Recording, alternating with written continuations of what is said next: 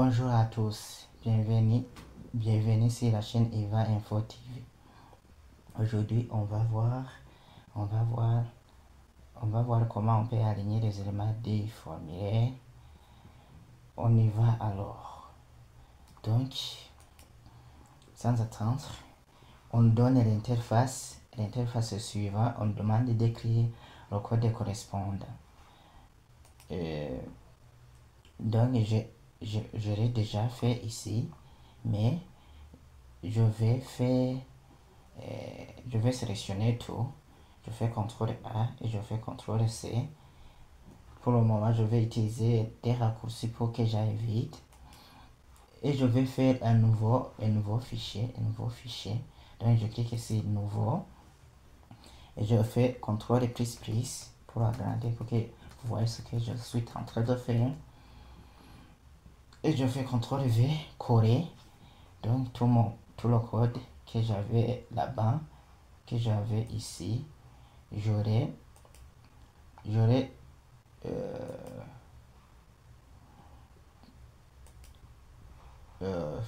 fais nouveau, je fais CTRL plus, je fais coller et j'arrive tous les éléments que vous ne savez pas encore ici. Donc je commence par ici. Donc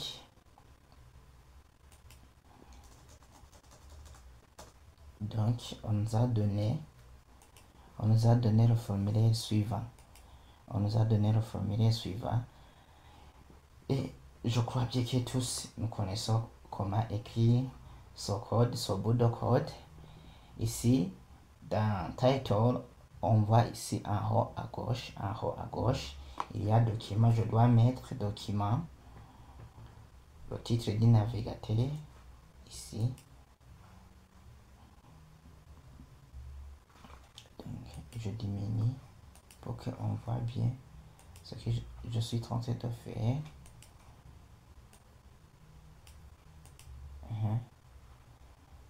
Ici, je diminue encore. Maintenant, ça va, j'écris document. Je mets document.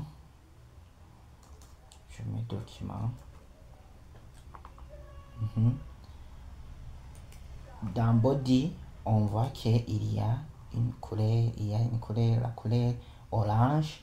Donc, je mets l'attribut définissant la couleur d'arrière-plan.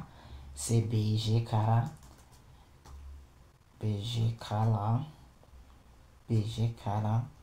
Donc, on a mis la couleur orange en anglais. C'est orange. Ici, on voit bien qu'on a mis un paragraphe. Ça c'est un paragraphe. Mais si vous pensez que c'est un titre, je vais changer et on va voir que c'est réellement un paragraphe. Je fais indenter le code et j'écris sous forme d'un paragraphe et on va vérifier que cela est un paragraphe ou bien un titre de niveau 1. Donc je mets formulaire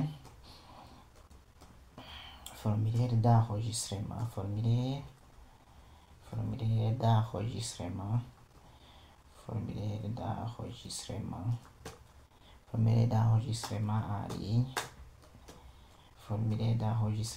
ligne, et je ferme le paragraphe. Ici, on voit bien, on entame le formulaire. Ça, c'est un formulaire. Donc, je dois mettre la balise principale du formulaire, c'est forme. Qu'est-ce que je fais? Je mets forme.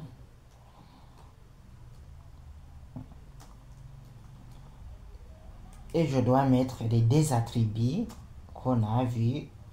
L'attribut méthode. Et je mets la valeur post. Si tu ne comprenais pas ce que je fais ici, regarder les vidéos précédentes et je mets action, l'attribut action. Ici, à l'intérieur du formulaire, donc je mets les éléments définissant alors le formulaire. Ici, on va utiliser l'alignement des éléments du formulaire avec les retours à la ligne. Les retours à la ligne, on doit faire simplement, puisque on n'a pas encore le gabarit. Donc, le gabarit de faire un formulaire qui est compliqué. On utilise les éléments qui sont simples. Ici, on voit bien que ça, c'est un label. C'est un label, donc à libérer. Ça, c'est la zone de texte, là où je peux taper quelque chose. Et je tape ici, et je clique ici Entrée. Si je clique ici Entrée, donc la zone de texte est vide pour dire que c'est une zone de texte monoligne. Donc, tout d'abord, je mets le label.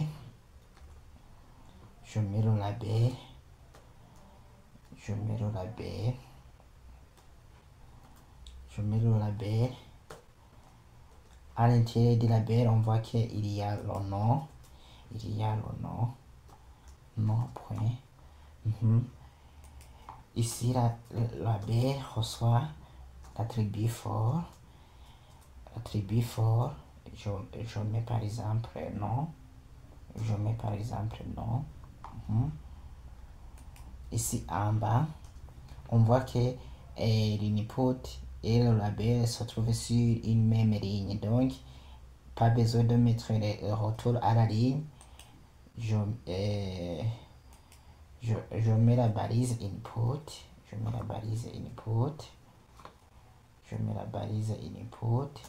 Qui a l'attribut type.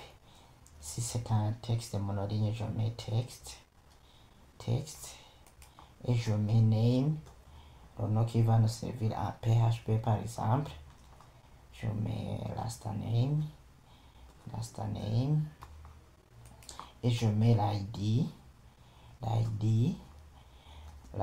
Je mets le même nom que j'ai mis ici dans le label, et je ferme l'input. Je ferme mon input, la zone de texte correspondant, et je vois ici que après avoir inséré la zone de texte, et on a y allé sur la ligne. Donc, sur la ligne, je mets PR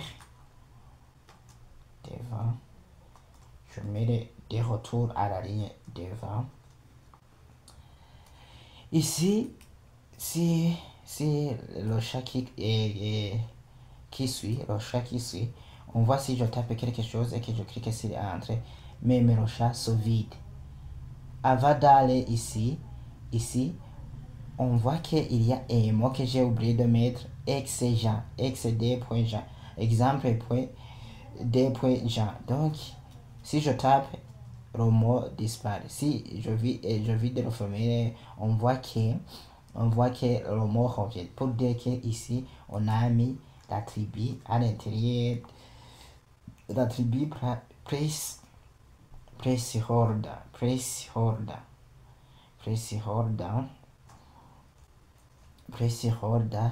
qui reçoit la valeur ex-Jean,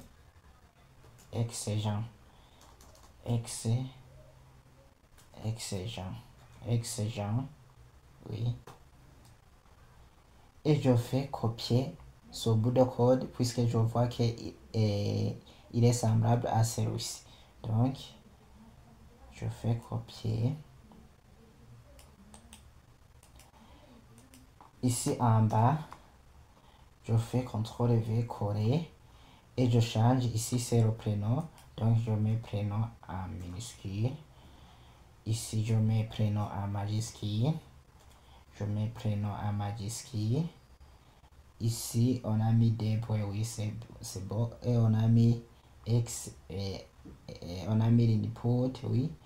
Je reste avec texte. Si au lieu de mettre last name, si c'est le prénom, je mets par exemple first name. Vous pouvez mettre le nom que vous voulez, mais respectez toujours les consignes qu'on a vues. Et ici, dans placeholder, on a mis X et Jacques. Donc, je mets Jacques par exemple. Ici, dans ID, j'ai mis dans prénom, j'ai mis prénom en minuscule. Je dois respecter. Comment j'ai écrit ici, on voit aussi qu'on a mis une zone de texte. Si je clique ici l'entrée pour aller à la ligne, donc on voit que le chat se vide pour dire que c'est une zone aussi de texte monoligne. Donc je fais coller. Si je mets coller, puisqu'on a utilisé fonction, je peux mettre 3 lettres F7. Ici, je mets, au lieu de mettre non, je mets fonction. Je mets fonction.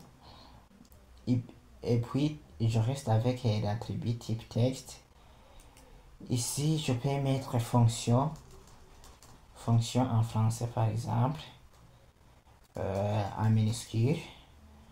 Fonction. Je mets fonction en minuscule. Placeholder, on a mis comptable. Oui, on a mis comptable. Comptable en majuscule, comptable. Donc, ici dans ID, j'ai mis FCT et FCT.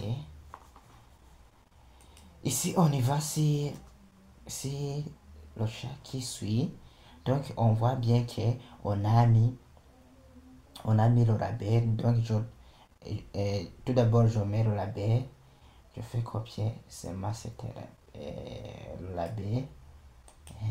Copier. Ici en bas, je mets coller. Je fais coller. Puisque on a mis sexe. Donc, sexe, je mets sexe en minuscule, par exemple. Sexe en minuscule. Et ici, je mets sexe en majuscule. Sexe en majuscule.